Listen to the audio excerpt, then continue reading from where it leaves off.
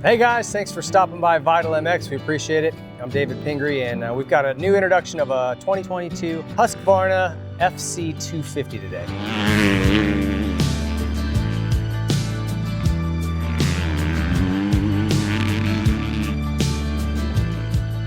Fun bike.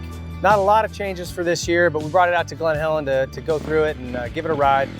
And all that's new basically for this year is it's got a Brembo clutch and slave cylinder and all white plastics. Other than that, pretty similar to last year, so nothing real big you're gonna notice.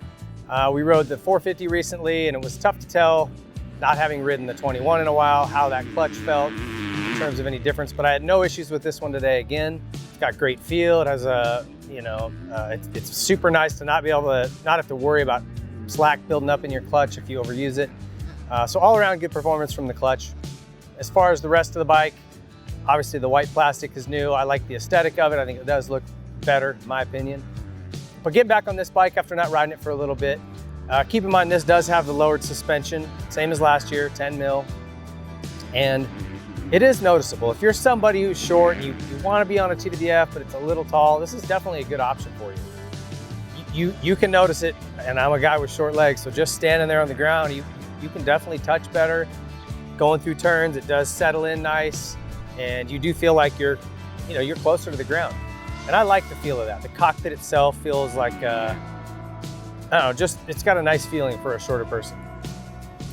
On the track, when I rode the 450, I always feel like that little 10 mil that they gave away got rid of the nice soft cushion at the top of your suspension.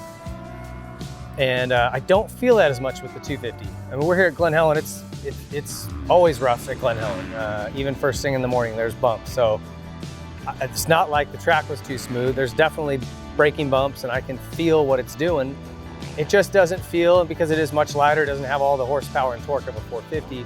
It allows that suspension to work a little bit better. So the downsides that I see in that lowering on a 450, not quite there on a 250.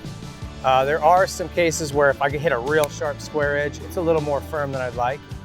But I think that's probably a valving issue. Just go in and have somebody valve it for you, or play with the clickers. I could still go quite a bit softer, I'm sure.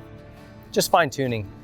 But this bike in general, this is a great motor. They've had this thing for, this package for a little bit now, and it's very broad. It does like to be revved. You want to keep this thing up in the taller RPMs.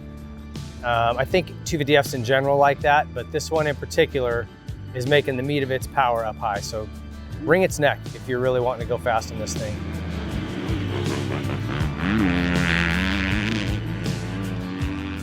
It will climb out of, just roll out of a turn if you aren't wanting to really set the world on fire, or you're an entry-level rider.